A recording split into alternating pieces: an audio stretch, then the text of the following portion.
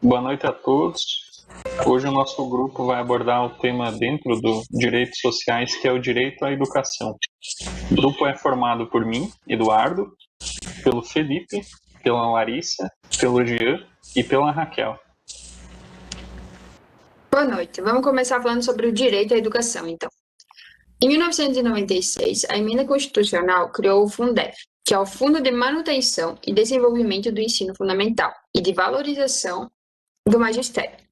Esse fundo foi criado, então, com 10 anos de prazo, com o fim previsto em 2006. Esse fundo buscava o aperfeiçoamento do ensino fundamental. Com o fim dele em 2006, foi criado o Fundeb, com prazo bem maior de 14 anos, com início em 2007 e o fim em 2021. Pode passar. Então, o Fundeb é o Fundo de Manutenção e Desenvolvimento da Educação Básica e de Valorização dos Profissionais de Educação. Pode passar, Felipe. Esse fundo, então, procura ampliar os mecanismos de financiamento da educação básica, na medida em que, além de cobrir o ensino fundamental, abrange a educação infantil e o ensino médio. Como tem no artigo 21 da Lei 9.394, estabelece as diretrizes e as bases da educação nacional. A educação escolar, então, compõe-se da educação básica, que é comportada pela educação infantil, o fundamental e o ensino médio, e a educação superior. Pode passar também? Nesse quadro, então, ali é bem claro, fica bem separado a educação básica, que é formada pela educação infantil, o ensino fundamental e o ensino médio. Pode passar também? Com, então, o prazo de 14 anos, é bem detalhado.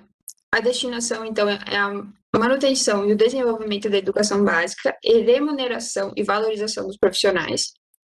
As fontes de recurso, então, é 20% dos impostos e transferências estaduais e 20% de transferências municipais. Então, essas são as fontes de recursos para esse fundo.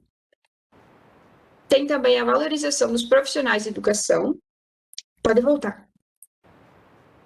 Nos termos, então, do artigo 60, lá consta que 60% do Fundeb ele é destinado ao pagamento dos profissionais do Magistério de Educação Básica.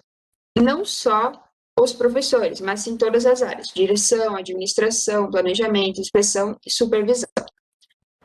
Lá consta também, na forma da lei, o plano de carreira. Então, os professores têm um plano de carreira, que com ingresso exclusivamente por concurso público, provas e títulos. Fixa também a previsão do piso salarial profissional, é uma garantia que eles têm. O uso e distribuição dos recursos, então, desse fundo. Os recursos captados para esse fundo, então, para ajudar na educação, ele precisa ser atribuído para manutenção e desenvolvimento da educação. A construção, ampliação, reforma de escolas, os equipamentos, material didático, transporte escolar e capacitação dos profissionais. Mas ele não pode ser usado para despesas com alimentação, porque tem verbas para isso, e assistência médica, odontológica e social. Pode passar. Então, vamos falar sobre a DRU. O que significa DRU? Desvincular recursos da União. O objetivo dela é dar uma maior flexibilidade à alocação dos recursos públicos. Seria alocar os recursos captados para a educação, não colocando tudo em uma área só e deixar algumas com carência. O fim da DRU teve um aumento, teve uma injeção de 8 bilhões para o ensino. Falando assim parece muito, mas 8 bilhões não dá para resolver o problema da educação no Brasil, porque a gente sabe o nível da nossa educação. Mas garante esse valor, garante que os governantes aplicarão o valor mínimo na educação. Então, esse valor já consta como um valor mínimo. Eles têm que, então, ampliar um pouco mais. Com o fim da DRU também, teve o aumento da escolaridade obrigatória.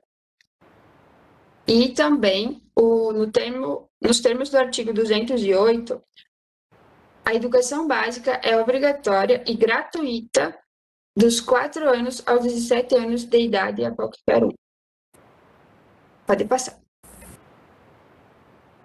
Um pouco sobre a cultura, então. Como a educação, como a gente conversou, a cultura também é um tema importante no processo de análise e desenvolvimento de um ser humano. O artigo 215 consagra como direito fundamental o princípio da cidadania cultural.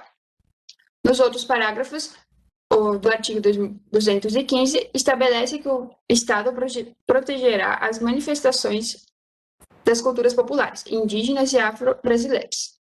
Essa frase do ex-ministro da Cultura, França Jacques Lang, me chamou muita atenção, que as únicas coisas do mundo que deveriam ter subsídios governamentais são a cultura e a agricultura, porque os alimentos para a alma são tão necessários quanto os alimentos para o corpo.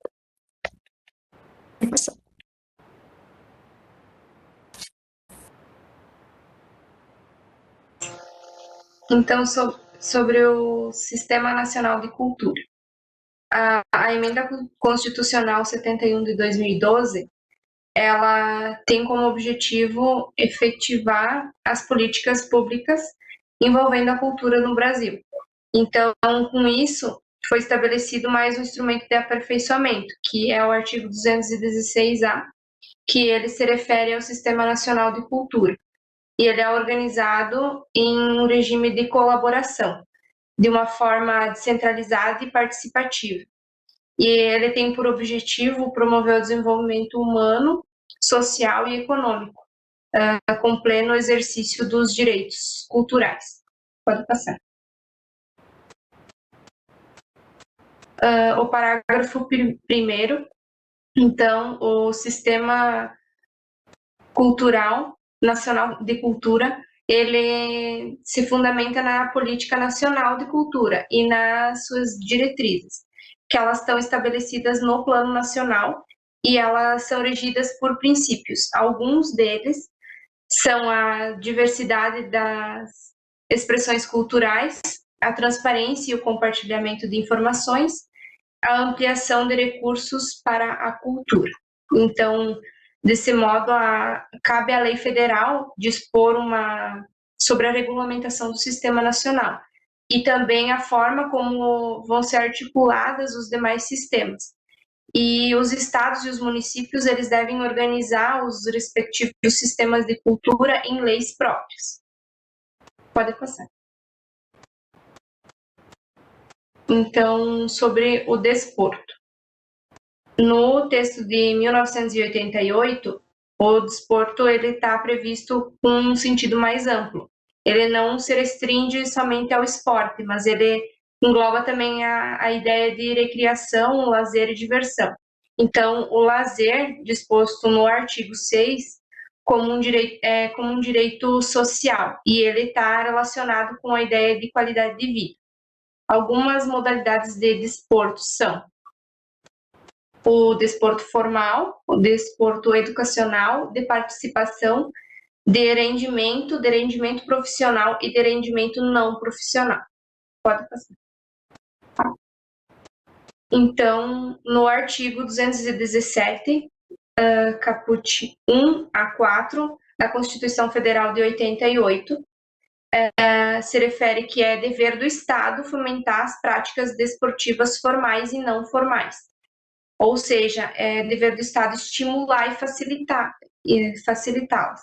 Então, trata-se de um direito subjetivo de cada um. Por outro lado, o papel de prestação foi atribuído às entidades desportivas, dirigentes e associações com autonomia para a organização e funcionamento. Pode passar. A justiça desportiva. No parágrafo 1º e 2º do artigo 217, a justiça desportiva ela não se integra ao poder judiciário. Ela trata-se de um órgão administrativo e ela tem a atribuição de julgar exclusivamente as questões relacionadas à disciplina e às competições desportivas. Pode passar.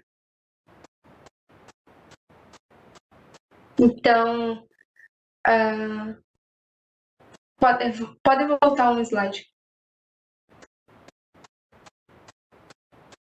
A Constituição sobre a instauração de instância administrativa e de recurso forçado. Então, a Constituição estabeleceu verdadeira condição de procedibilidade para a apreciação jurisdicial das questões relativas à disciplina e às competições desportivas para proferir decisão final, tendo prazo de 60 dias. O que seria isso? Seria essa instauração de instância administrativa de curso forçado, que passando o prazo de 60 dias, de certo modo, aberta a possibilidade da intervenção do Poder Judiciário, mesmo que o julgamento pela Justiça Desportiva ainda não tenha terminado. Então, o Poder Judiciário não pode intervir em questão relacionada à disciplina e às competições desportivas, sem instaurar um processo administrativo. Aberto o processo administrativo, há a possibilidade do Poder Judiciário analisar as questões relacionadas à legalidade e à constitucionalidade desses atos. Então, se alguma regra tiver sido violada, estando nesse período de 60 dias, a contar da instauração do processo de justiça, eles podem intervir. Pode passar. No artigo 50 da Lei número 9.615 de 98. Então, ele estabelece que a organização e o funcionamento e as atribuições da Justiça Desportiva, ele se limita exclusivamente ao processo e julgamento de infrações disciplinares e a competições desportivas. Então, a competência para julgar questões trabalhistas não cabe a eles, mas à Justiça do Trabalho. E outro ponto importante também está na resolução número 10 de 2005 do Conselho Nacional de Justiça, que ela veda o exercício de funções por parte de magistrados em tribunais de justiça esportivas e em comissões disciplinares.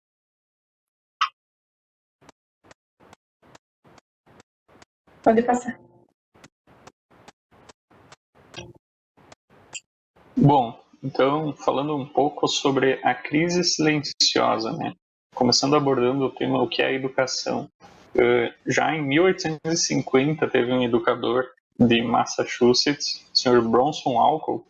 Ele disse que a educação é um processo por meio do qual a mente se liberta da alma e, associada a coisas externas, volta sobre si, tornando-se assim consciente da realidade e das formas delas. Então, o que seria essa crise mundial da educação? Diferente de uma crise econômica que o mundo vem passando desde 2008, a crise mundial da educação ela é, vamos supor, como se fosse um tipo de um câncer no mundo. Por quê? Porque passa despercebido. Ela se instala e ninguém consegue perceber, e ao final ela é muito mais prejudicial, ainda mais se tratando de um governo democrático que a gente lida. E isso por quê? Por que existe essa crise silenciosa? Porque estão descartando áreas e competências indispensáveis para manter viva de fato a democracia. Ao invés de produzirem cidadãos íntegros que possam pensar por si próprios, entender o significado do sofrimento ou realizações dos outros, estão produzindo máquinas lucrativas. Então, essas mudanças radicais, o que seriam? Elas vêm desde o ensino fundamental ao ensino superior, né? Que são as práticas, as aulas humanitárias, no caso. Por exemplo, assim, artes ou áreas mais humanas, né? Elas vêm sendo eliminadas e perdendo ali o foco, o seu lugar rapidamente, né? Para currículos moldados a seguir o padrão lucrativo. E isso embora, né? Embora essa crise ela esteja diante de nós ainda não a enfrentamos, né? Seguimos em frente, deixando acontecer, como se tudo tivesse normal. Ainda não paramos para fazer uma real reflexão das consequências que virão a médio ou longo prazo. Pode passar. Então, falando um pouco de alma e humanismo, né? Sem abordar o termo da alma que abrange ali o termo da religião, né? A alma, ela significa abrir a mente e ligar a pessoa, o interno, com o mundo externo, né? Ela é definida como a capacidade de imaginar e é o que nos torna humanos, enriquece as relações e compreensões. Então, todas as partes, né, da educação, elas são essenciais, né? Exaltar o lado humano não é diminuir a ciência, a educação técnica ou financeira, né? Não devemos ser contra as áreas que citamos agora há pouco, né? Todas são essenciais para um mundo mais justo, generoso e para a resolução construtiva, né, dos problemas que o mundo e a vida nos apresentam. Isso também para a evolução. Então, o espírito das humanidades, que seria o raciocínio crítico, ter o espírito humanista significa ser crítico, buscar entender as coisas e não apenas fazer. A educação, ela não é útil apenas para a cidadania. Ela prepara o trabalho, por exemplo, o que é essencial, dá sentido. Você faz algo sabendo qual resultado que irá alcançar ou sabendo da sua contribuição, né, do seu esforço, e não apenas levanta e vai trabalhar das 8 às 18 só para adquirir ali bens materiais ou então para se manter, no caso. Você sabe da sua importância com consciência do que você está fazendo, né? Então, a democracia moderna e o sistema educacional, né, o rumo que eles estão levando é um pouco contraditório, porque ao mesmo tempo que se exige resultados lucrativos em tomada de decisões, né, ou em pensamentos para projetos, se exige inovação, imaginação e criatividade, né, esses itens encontram-se nas áreas em que estão sendo excluídas, né, áreas como artes e demais humanas. Então, nenhum sistema educacional ele funciona bem se seus benefícios só alcançam as elites. Então, o acesso ao ensino de qualidade é uma questão premente em todas as democracias modernas. Esse livro, ele trata o que deveria ser um objeto da nossa luta, né? Enquanto o objeto não for claro para nós, será difícil defender até aqueles que precisam dele. Então, por isso, esse tema da crise silenciosa, né? Ela está acontecendo, estamos postergando, não estamos dando importância agora, ela vai se instalando e depois, a médio e longo prazo, é pior para argumentar e talvez seja tarde demais, né? Pois, pode passar o slide. Pois, então, a população poderá estar sendo rotulada, digamos assim, né? Então, cabe essa reflexão a nós fazer, né? Que o direito da educação, ele deve vir com várias possibilidades, né? E não somente com uma possibilidade a ser escolhida, né? Pode passar.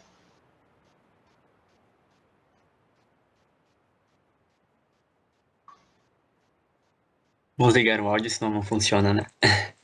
Então, continuando o que o Eduardo estava falando, dando um enfoque maior na parte do lucro, então, na questão de desenvolvimento, dessa questão do crescimento econômico com a educação, nós temos o artigo, primeiro vamos falar sobre o que o artigo 26 da Declaração Universal dos Direitos Humanos fala. São três tópicos principais, então, onde o primeiro fala que todo ser humano tem direito à instrução e que essa instrução será gratuita, pelo menos nos graus elementares e fundamentais. Essa inscrição elementar será obrigatória e a instrução técnico-profissional será acessível a todos, bem como a instrução superior, sendo que essa última, né, a instrução superior, ela vai ser baseada no mérito. Então, o segundo ponto fala que a instrução vai ser orientada no sentido do pleno desenvolvimento da personalidade humana e do fortalecimento do respeito pelos direitos humanos e pelas liberdades fundamentais. A instrução promoverá a compreensão, a tolerância e a amizade entre todas as nações e grupos raciais ou religiosos, e coadjuvará as atividades das Nações Unidas em prol da manutenção da paz. E o terceiro ponto é que diz que os pais têm prioridade de direito na escolha do gênero de instrução que será ministrada a seus filhos. Então, basicamente, ele dá um enfoque maior aos graus iniciais, né, da aprendizagem, da instrução, onde realmente o ser humano, por não ter um conhecimento, digamos, ele precisa de uma base mais forte, e depois, conforme ele vai crescendo, conforme ele vai aprendendo, né, digamos, fica facultativo a ele se ele quer fazer, digamos, uma instrução técnico-profissional, que se ele quiser tem que ser acessível, né, bem como uma instrução superior. Então, pode passar. Então, vamos agora falar um pouco sobre o desenvolvimento de uma nação. A gente depois enquanto fala aqui, vai puxar esse mais, digamos, para a parte da educação. Então, como é mensurado o desenvolvimento de uma nação? Atualmente, ele é feito através da mensuração, né, do crescimento da população, da produção, perdão, e consumo de produtos e serviços, ou seja, o produto interno bruto, né, o PIB. Isso diz que quanto mais uma nação consegue produzir e comercializar esses produtos ou serviços, maior é a movimentação de dinheiro naquele país. Ou seja, ele, digamos, está ligado intrinsecamente a questões de desenvolvimento, ou melhor, de crescimento econômico, e não desenvolvimento geral de uma nação, que é o próximo tópico que nós vamos falar. Então, na relação de crescimento e desenvolvimento em uma nação, foi feito um estudo de campo feito pela Universidade de Oxford em 2002 em alguns estados da Índia. Esses estados eles passaram por revoluções, digamos assim, por mudanças administrativas, sendo que alguns estados, digamos, ficaram mais liberais, ou seja, o poder do estado, o tamanho do estado, ele diminuiu, né? E em outros estados ele aumentou, o estado ficou maior, digamos, ele era detentor de praticamente todas a parte de saúde, educação, praticamente não existiam, digamos, empresas privadas que faziam esse serviço, né? Tudo era feito pelo Estado. Então, esse estudo, eles fizeram essa análise, esse estudo, né, para o tema deles, enfim, era para saber se existia uma relação ou não entre digamos, o Estado, a forma que ele era administrado, né, se tinha alguma comparação, digamos assim, alguma relação, né, entre o crescimento geral dele e o desenvolvimento, o crescimento monetário dele, né, financeiro, e o desenvolvimento no geral. Então, a conclusão foi que não existe uma correlação significativa entre liberdade política, saúde e educação, de um lado, e crescimento de outro. Ou seja, tanto nos estados em que a liberdade econômica, ou seja, o poder do Estado, ele era maior, quanto nos estados que o poder foi diminuído, né, o poder do Estado foi diminuído, ambos tiveram, digamos, as expectativas históricas de crescimento foram as mesmas, economicamente falando. Então, digamos, falando de um modo grosso aqui, chulo, digamos, tanto faz se um Estado tem bastante liberdade política ou tem pouca liberdade política, ele vai crescer da mesma forma. Pelo menos nesse estudo, em 2002, na Índia, com alguns estados, não generalizando, claro. Então, o modelo que nós conversamos acima, sobre no primeiro ponto, ele afirma que através do crescimento econômico haverão consequentemente melhorias na saúde, educação e consequência disso, né, vai ter diminuição na desigualdade social e econômica, o que contribui para o aumento da liberdade política, ou seja, quanto mais as pessoas têm acesso à saúde, educação, essa diminuição da desigualdade social, elas vão, digamos, se interessar mais por política, elas vão poder acompanhar mais, ou seja, elas vão ser mais atuantes na política, essa liberdade política vai ter que ser maior. Ou seja, então, com mais dinheiro sendo produzido e movimentado na economia, mais a população poderá pagar por ter esses benefícios. Esse termo pagar, ele quer dizer que, se for público, esses benefícios vão ser pagos através de impostos, claro, né? Como saúde e educação, digamos, entre aspas, gratuita, mas nós pagamos os impostos, então nós temos digamos, o direito de utilizar essa saúde e educação, né? Ou se for privado, aí realmente é diretamente esse pagamento. Então, entretanto, isso não é totalmente verdade. Um exemplo atual é a China, onde, apesar de ser a segunda maior economia do mundo, a liberdade política é praticamente zero. Então, quando eu estava fazendo esse trabalho, eu lembrei de uma sátira, podemos dizer assim, que foi quando perguntaram para um chinês, né, alguém que residia e que trabalhava na China, como é a política da China, questões administrativas, questões de liberdade e tudo mais, né? E ele pensou um pouco e respondeu, bom, eu não posso reclamar. mas a questão é por que ele não pode reclamar? Será que porque a liberdade política ela é grande, ela, digamos, as pessoas podem, digamos, podem falar o que elas quiserem, elas, digamos, têm voz ativa, digamos assim, ou será que é porque, que é o que acontece realmente, né? Que elas não têm nenhuma liberdade política e no caso, se ele reclamar, pode acontecer alguma represália, tanto para ele quanto para a família dele. Eu estava vendo umas notícias também, no caso, algumas informações, conversando com os amigos meus, que lá eles não podem, digamos, a emissora de TV, ela não pode dar notícias, digamos assim, de pontos negativos ou que prejudiquem o governo, sob pena de multas, em casos mais graves, até, digamos, a emissora ficar fora do ar por algumas horas, dias, semanas, dependendo da gravidade, né? E também, dependendo da gravidade, a pessoa que passou a notícia e o dono da emissora, né, podem ser presos. Então, digamos, a liberdade política lá é bem reduzida, como eu falei, é praticamente zero. Então, sendo assim, nós podemos dizer que, com base nesse exemplo da China, né, atualmente o crescimento econômico não necessariamente gera liberdade política.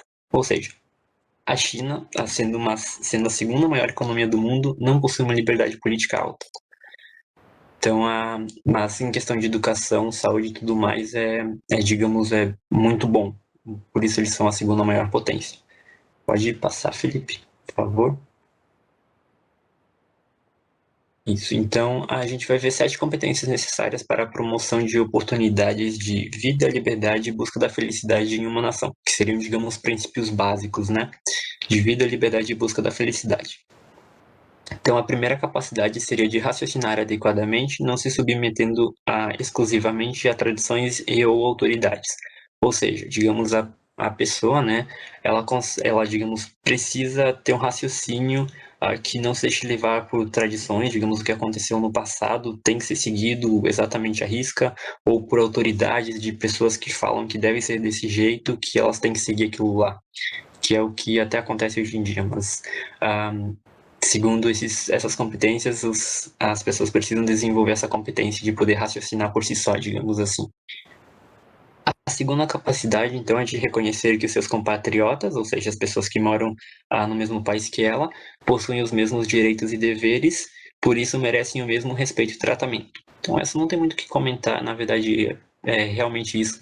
Digamos, ela mora no mesmo lugar que você, ela talvez até conviva com você, então ela tem os mesmos direitos que você e tem que ser tratada da mesma forma que você. Como diz eu não lembro o número da lei, mas ela diz aqui que todos têm direito às mesmas, todos são iguais perante a lei, né? Então seria basicamente isso. A gente tem uns problemas técnicos, mas voltamos dos comerciais. Então, continuando aqui na terceira competência, é a capacidade de compreender o que as diferentes políticas significam para seus compatriotas e para pessoas de outros países. Ou seja, é a nossa capacidade de entender que talvez as políticas que sejam boas para nós não necessariamente são boas para todas as outras pessoas, para todos os nossos compatriotas, né? Nem para todas as pessoas que talvez residem em outros países e venham imigrar para o nosso país, né? A quarta, então, é a capacidade de compreender as histórias e acontecimentos da vida humana não apenas pela reunião de informações, mas sim pelo conjunto de experiências que ocorrem em seu desenvolvimento. Eu acredito que essa seja uma parte do que o Eduardo estava falando com relação à alma humana, que não é apenas uma reunião de informações que nós temos guardadas na nossa cabeça, e sim um conjunto de experiências que ocorrem em todo o nosso desenvolvimento e que nós ficamos pensando nele, tanto no nosso quanto no de outras pessoas. Então, a quinta competência é a capacidade de entender e, ao mesmo tempo, julgar criticamente líderes. Com líderes, ele quer dizer, digamos, pessoas que conseguem formar opiniões, que, digamos, têm, digamos, um peso maior nas opiniões que elas têm e que elas expressam, melhor dizendo. Tendo em mente uma compreensão fundamentada e realista das possibilidades e informações que eles dispõem. Então, digamos, às vezes uma pessoa muito influente fala algo totalmente errado, mas talvez naquela hora que ela falou, ela não tinha as informações corretas. Então, digamos, a gente precisa julgar isso e tanto, digamos, pela questão de perceber que ele estava errado, que ele não falou algo certo, quanto pela questão de entender que naquele momento ele talvez não tinha as informações corretas. Claro, se ele se retratar depois, digamos, vir com a informação correta. Então, a sexta competência é a capacidade de pensar no bem da nação e não somente no benefício próprio, que é aquela questão que nós fazemos parte de uma sociedade, então nós precisamos ajudar essa sociedade a se desenvolver, não apenas nós mesmos. E a sétima competência, então, é a capacidade de se perceber parte em um país, que por sua vez é parte em um mundo complexo, onde diferentes tipos de assuntos exigem discussões amplas e inteligentes para que sejam solucionadas da melhor forma possível, a fim de beneficiar o maior número de pessoas. É um pouquinho complicado, mas é bem fácil de entender. É uma questão que, digamos, às vezes as pessoas têm dúvida em alguma coisa, novamente, voltando a alguns pontos anteriores, o que talvez seja certo para uma pessoa pode não ser para outras de diferentes países. Então, digamos, tem essa conversa, esse tipo de discussão amplo, que envolve, digamos, praticamente a um primeiro nível país e depois disso um nível mundial, para, digamos, ver se realmente é bom aquela medida, aquela política, né?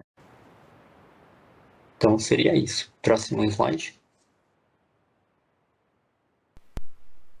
Boa noite a todos. Então, meu nome é Felipe e hoje eu vou estar falando sobre educar os cidadãos, os sentimentos morais e antimorais. A gente começa com a frase: educação é para a gente. O que isso significa?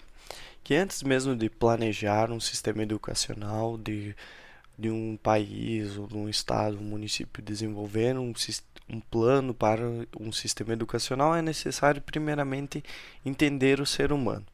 Antes de educar, é necessário entender os problemas humanos, o que as pessoas pensam, como elas interagem com o ciclo, com a sociedade ao seu redor, para conseguir identificar e direcionar para obter o melhor resultado possível no desenvolvimento de um sistema educacional. Hoje em dia a gente tem uma dificuldade muito grande em transformar os alunos em cidadãos responsáveis. Esse é um dos principais questões abordadas e ela é muito importante para um sistema educacional ser considerado bom ou ruim. A educação acaba influenciando em toda a sociedade.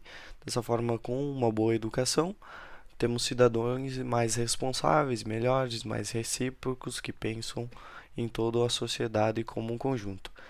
A educação, primeiramente, ela sempre deve lutar contra o ódio e contra a opressão das minorias. O que isso significa?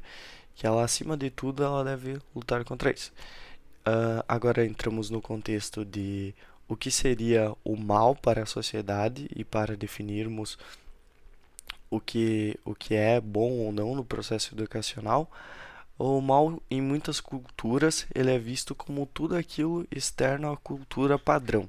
Tudo aquilo que não é relacionado à minha sociedade, ao meu círculo familiar, de vizinhos, tudo aquilo que é externo à minha cultura. Muitas sociedades, como por exemplo a sociedade baseada no hinduísmo na Índia, ela reconhece tudo aquilo que não é ascendente à cultura do hinduísmo como incorreto. Muitos programas de TV, jornais, entre outros, na Índia eles retratam culturas que não são hinduísmo como culturas ruins, o que é totalmente incorreto. Porque a Índia, o continente indiano, no início ele era formado por vários tipos de povos, inclusive religiões muçulmanas, cristãos, entre outros. Com a ascensão do hinduísmo, da direita hinduísta, acabou sendo tudo isso deixado de lado e acabou tendo a visão de que somente o hinduísmo, o sistema de castas, é o sistema correto, em detrimento ao outro sistema. Em uma sociedade correta, no modo de dizer, numa sociedade saudável, sempre vai existir os dois lados. O primeiro formado por cidadãos que buscam o respeito mútuo e a reciprocidade, que buscam ajudar o próximo, e o segundo formado por pessoas que buscam o conforto e a dominação. apesar de ser uma visão de uma sociedade ter dois lados ruins, isso não é algo negativo, porque não existem sociedades perfeitas, entrando no mito da pureza. Quando uma sociedade ela se considera muito perfeita pelos seus governantes, não existem problemas, ela acaba sendo uma sociedade cegada por certos ideais, como por exemplo podemos citar a Alemanha nazista, em que eles se consideravam superiores, como uma sociedade perfeita, que era totalmente algo irracional, totalmente algo horrendo, né? Tanto para a época quanto para hoje em dia, por achar que tudo estava perfeito, que era uma sociedade perfeita. Então, se uma sociedade é dada como perfeita, ela acaba sendo uma sociedade com esse mito de pureza, que acaba sendo enganador, pernicioso, que é algo que não deve ser levado. Imaginar uma sociedade perfeita apenas serve para alimentar o ódio a estrangeiros e a cegueira com relação à agressão contra os nacionais.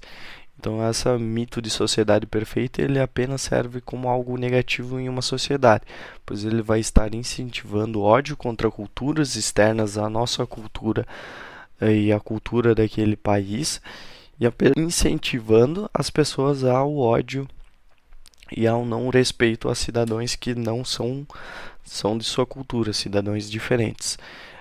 Por isso, se deve trabalhar uma narrativa da infância do ser humano que fosse amplamente compartilhada, buscando situar as crianças desde os seus primeiros anos de estudo, desde os seus primeiros anos de vida, a buscar entender e situar as crianças dos problemas e dos recursos que as instituições e as normas sociais podem desenvolver mais ou inibir. Ou seja, desde o começo estar auxiliando as crianças para elas ter conhecimento do que é correto, de ter o entendimento de que outras culturas são corretas, de outras formas de viver, outras formas de se pensar são corretos também, para elas estarem evitando crescer como cidadãos futuramente que são cegos em relação ao que é externo à sua cultura e que fomentem o ódio contra outras culturas. Aqui a gente tem o caso do bebê humano.